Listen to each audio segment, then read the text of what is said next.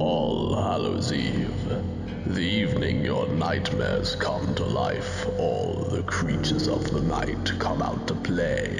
It's time to pay tribute to this terrifying month, so join us as we celebrate the sinister season. This is the Venom Month of Horrors.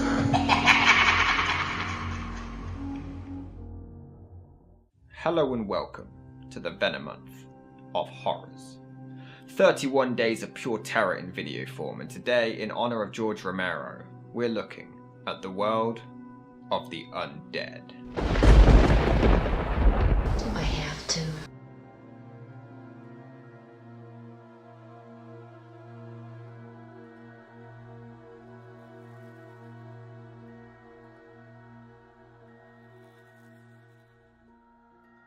Night of the Living Dead follows Barbara, played by Judith O'Dea, and her brother Johnny, played by Russell Striner. FYI, I assumed they were a couple. I didn't realise until about half an hour through the film. Oops. Visiting a grave until they're attacked, Johnny being killed by a zombie. Don't say that. What? That? What?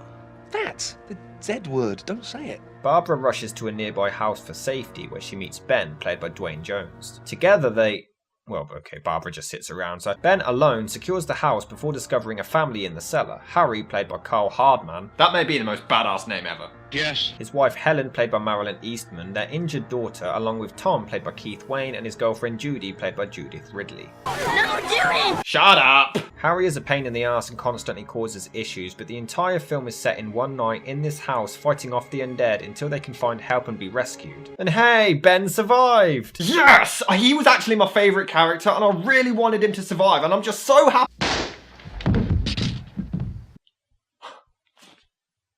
I have to say, that's actually hilarious. He makes it through the entire zombie apocalypse and then gets shot anyway. During the 1960s, Romero had formed a company with his friend John Russo and Russell Striner, but they mostly shot commercials before growing bored and wanting to make horror films. They wanted to make something out of the norm and contacted Carl Hardman and Marilyn Eastman, who were president and vice president of a Pittsburgh firm at the time. They pitched the untitled horror movie, and this led to them all creating a production company called Image 10, and the movie had a budget of just $6,000 before slowly but surely increasing to $114 as they found more members. Originally, it was written more as a horror comedy called Monster Flick. The original outline was actually having aliens visiting Earth to hang out with teenagers. That actually sounds hilarious. They should have done that.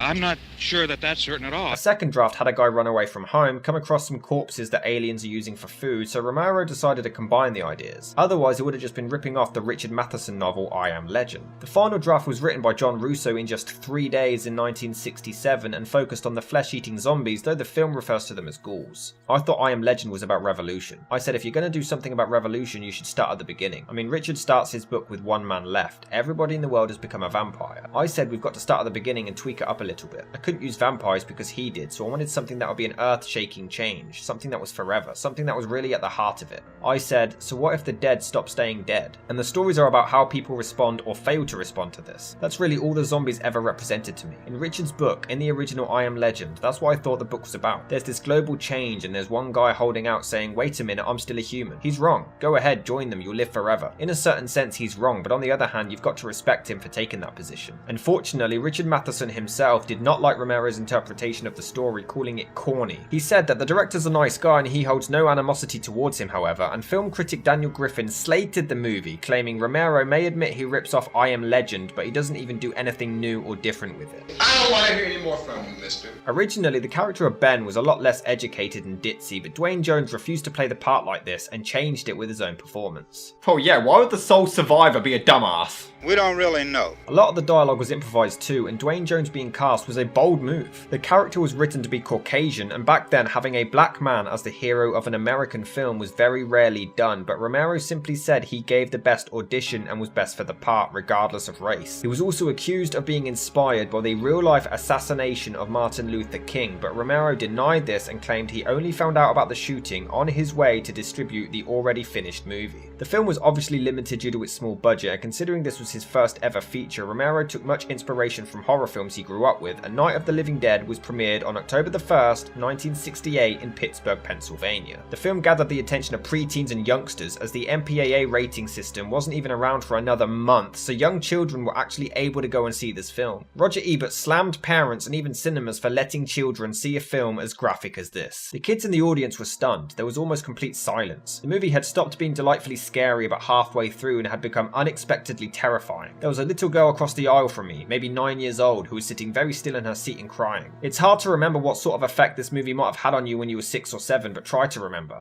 When I was 9, I watched The Fly and An American Werewolf in London, and I turned out fine. Fine. At that age, kids take the events on the screen seriously and they identify fiercely with the hero. When the hero is killed, that's not an unhappy ending but a tragic one. Nobody got out alive, it's just over, that's all. I don't understand. Despite all of the controversy, the film was noted as the most profitable horror film ever made at the time, earning between $12 and $15 million, and it was even the highest grossing film in Europe in 1969. Empire magazine ranked it as the 397th greatest movie. Reader's Digest called it the 12th scariest film in history. The AFI selected it as the 93rd best film. The Chicago Film Critics Association picked it as the 5th scariest movie, and Bravo picked it as the 9th scariest movie moment ever for this scene. It's just an unrelieved orgy of sadism, and I question the integrity and social responsibility of its Pittsburgh-based makers. It's a junk movie, spare, uncluttered, but really silly. It's one of the most gruesomely terrifying movies ever made, and when you leave the theatre, you may wish you could forget the whole horrible experience. I know I do. The film's grainly, banal seriousness works for it, gives it a crude realism. This is a pearl of a horror picture that exhibits all the earmarks of a sleeper. If you want to see what turns a B movie into a classic, don't miss Night of the Living Dead. It is unthinkable for anyone seriously interested in horror movies not to see it. Roger Ebert didn't like it, however, but claimed that he did admire it. Others believe it's a subversive film with a hidden message about the Vietnam War. Will people stop looking for hidden metaphors that aren't there? It's hard for us here to believe what we're reporting to you, but it does seem to be a fact. Night of the Living Dead changed the course of not only zombie movies but independent films as a whole, and was only Romero's first of 6, followed by Dawn of the Dead, Day of the Dead, Land of the Dead, Diary of the Dead. The hell is that? And Frank Zombie? You're crazy! And Survival of the Dead. Weirdly, the same day Day of the Dead came out, Night of the Living Dead co-writer John Russo released The Return of the Living Dead. I'm getting sick of that word now. I think you should just calm down. Which offers a new continuity from the original, and this actually got 4 sequels. It did, however, cause a legal issue with Romero, who believed it was a marketing ploy to compete with his work, and Romero ended up winning with a restraining order preventing Russo using his advertising campaigns, though he was able to keep his titles. Now, I don't like this film, and I know that may seem really crappy, you know, dedicated to George Romero's memory, but I wanted to honour him, but I hadn't seen the film. So then I watched it. I'm just not a fan, but that doesn't mean that I don't respect it. We'll see who's right. Don't get me wrong, for such a low budget, this is impressive as hell and truly inspirational. It definitely belongs in this book of 1001. It has a unique feel. I like that it immediately gets to the point and the plot kicks off almost instantly. Its cult status is definitely warranted. Dwayne Jones as Ben is fantastic, but that's about it. You're still afraid. Stop it now, I mean it. They're coming to get you, Barbara. Stop it. You're ignorant. Why is that ignorant? He's scaring her. Will people stop using the word ignorant when they don't know what it means? And I appreciate its low budget, but so much of the film is just awkward as hell. Like here, this fight Johnny has with a zombie. There's no music, which makes no sense because they could afford music later on, and it's just painfully awkward to watch.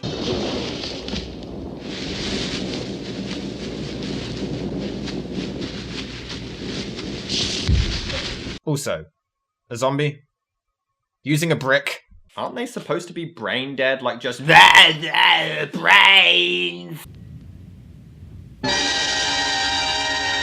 Look, it's a zombie movie and some mounted animal heads are the ones that get dramatic music and close-ups, but yet we get... I mean, look at this. The music sounds like one string being played on repeat and then...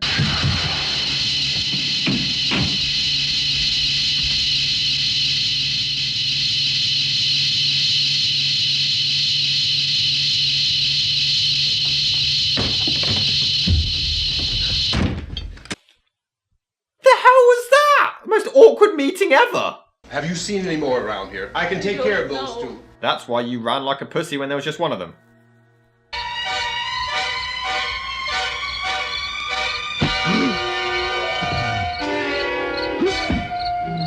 I'm gonna be repeating myself a lot, but this is just so awkward! Look at this, Ben sees a zombie, doesn't shout or anything, just rushes over silently and moves her out of the way, and then the dodgy, clunky fight happens.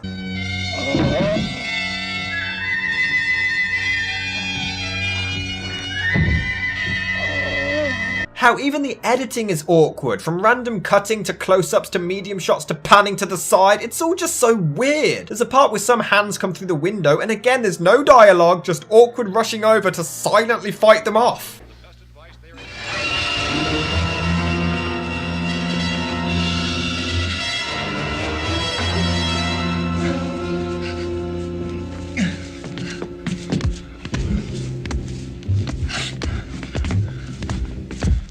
Just stood there, staring at me. Just wanted to crush them. They scattered through the air like bugs. We were riding in the cemetery. Yeah, no one cares about you, bitch. Shut the fuck up. I screamed, Johnny! Johnny, help me! Oh, help me! I screamed, give me acting lessons! Acting lessons! Look, I know you're afraid. No, nobody is. We're just laughing. And this is the problem. This film starts with two boring characters. I like Ben, but he doesn't get better until later. If you're stupid enough to go die in that trap, that's your business. However, I am not stupid enough to follow you. It is tough for the kid that old man is so stupid. Here, he and Barbara don't interact. This is a film with two characters and there's no interaction, so there's no entertainment. They just sit around waiting in silence while the radio keeps repeating the exact same news report. No, seriously, the radio repeats the locals are in a trance, devouring their victims, lock yourselves inside, over and over and over. Hold it! Don't shoot! We're from town. A radio. Let's go to the window. And when the other family are discovered, just look at how repetitive this conversation gets. How long you guys been down there? I could use some help up here. That's the cellar. It's the safest place. You mean you didn't hear the racket we were making up here? How are we supposed to know what was going on? Could have been those things for all we knew. That girl was screaming. Sure, you must know what a girl screaming sounds like. Those things don't make any noise. Anybody would know somebody that needed help. Look, it's kind of hard to hear what's going on from down there. We thought we could hear screams, but for all we knew, that could have meant those things were in the house afterward. And you wouldn't come up and help? Well, if there were more... The racket sounded like the place was being ripped apart. How were we supposed to know what was going on? You've literally repeated "how are we supposed to know" about 3 times now. Just move on. We get it. Get to the point. We've got 4 lines after that all say the same thing. Right. We fucking get it. Yeah. Make it work with 1 line. I'll bet a few spots upstairs. They won't be hard to fix. You're insane. The cellar's the safest place. You're acting. The Oscar ceremony's the safest place. No one's gonna find us there. And the acting, especially from Tom, is so bad. This is some of the worst acting I have ever seen. Everything sounds so wooden, so pre-rehearsed, and so scripted. Tom and I fixed it so it locks and boards from the inside. But up here, all these windows, why, we'd never know where they were gonna hit us next. You got a point, Mr. Cooper. But down in the cellar, there's no place to run to. I've got this memorized, Mr. Cooper. At the Oscar ceremony, there's nobody to fuck up lines to. The cellar is the strongest place. The cellar is a death trap. I don't know, Mr. Cooper. I think he's right. I don't know, Mr. Cooper. I think he's acting. I'm taking the girl with me. You leave her here. Why would you want to take the girl when you just admitted you didn't want to help her when she was screaming? You could just pretty much paint "you are so dead" all over him. If the authorities know what's happening, well, they'll send people for us so they tell us what to do. How are we going to know what's going on if we lock ourselves in this dungeon? Oh no, he quietly flung his arm around. I better sit down and behave, he is serious. Barbara is also such a boring character. All she does is mope around on the couch. Easiest paycheck ever. She just mopes and whines and bitches. Probably mates with Eleanor from The Haunting. Well, why do you all pick on me? 10 minutes. Oh, only 10 more minutes? We don't have very long to wait. We can leave. Well, we better leave soon. It's 10 minutes to 3. Yeah, can somebody just feed her to the zombies now, please? I'll take good care of her, Helen. You can take good care of me. She's old or dead now. This place is ridiculous. Look at this. There's a million weak spots up here. Did I mention I'm the bad guy who's definitely going to die? Did I mention that I'm the asshole? Come on, get me.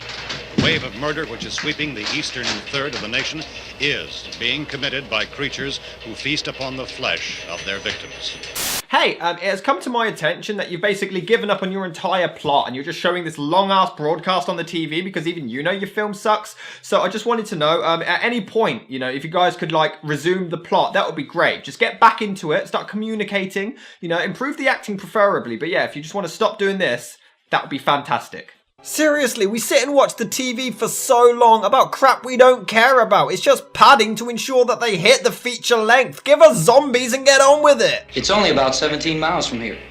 You know this area. You from around here? Judy and I are both from around here. We were on our way up to the lake to go swimming. Dear God, could this conversation sound more scripted? Could he look over at the camera or deliberately try to avoid looking at the camera enough times? The body language, the voices, the facial acting, everything is wrong. Are you sure we're doing the right thing, Tom? What, about getting out of here? Yeah. Well, the television said that's the right thing to do. We've got to get to a rescue station. Well, my agent said it's the right thing to do. We've got to get to an acting station.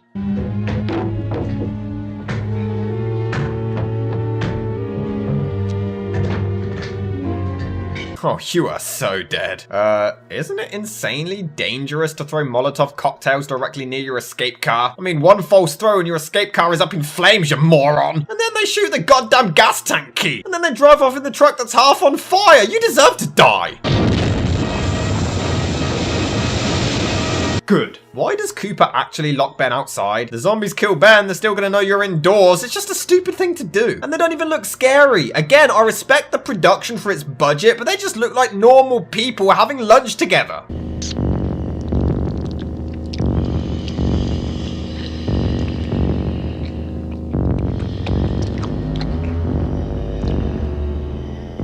Stop. And then, at the 80-minute mark, again, we get this long-ass transmission. The movie just gives up and clearly ran out of ideas and thought this would be far more interesting. Look, even the zombies trying to break through the windows don't look right. These don't look like the undead trying to feast on their flesh. It looks like crazy One Direction fans reaching in to touch them. And for some reason, Cooper is still being illogically stupid by not helping Ben with a window. Then they have another awkward fight over the gun, and even his death is awkward. Even a small child zombie isn't creepy. It just looks like a little girl having a breakfast. Oh look, all of her shrieks and screams don't even match her mouth. Awesome dubbing there, guys. To its credit, it does look pretty cool when the entire house is filled with zombies. Except for this one who's just trying to knock over furniture like some kind of rebellious teenager. George Romero, who sadly passed away on July the 16th, 2017, had a son of the same name who was actually developing a prelude to the original film called Origins, tracking 6 years before. Unfortunately, due to funding issues, it's still yet to go under production, but the original was remade in 1990 by Tom Savini with more gore, with Candyman as Ben, and a second remake in 3D in 2006, directed by Jeff Broadstreet, with a prequel in 2012. Despite my problems with it, it does have a unique feel and it's quite an accomplishment on such a low budget. So it wasn't for me, but maybe it'll be for you. Check it out and find out for yourself. And that's it for today. Thank you so much for watching. If you like this video and want to see more, I'm reviewing every film in the 1001 Movies You Must See Before You Die 2016 edition book, so make sure you subscribe to keep up to date with them and also turn on notifications to be alerted for each episode. You can vote for which film to be reviewed next at the link in the description. What do you think of Night of the Living Dead? Let me know about it in the comments below, and I'll see you in the next video. Go on, I'm going to get hate for this, making fun of a dead man's work. I just didn't like the movie, I'm sorry.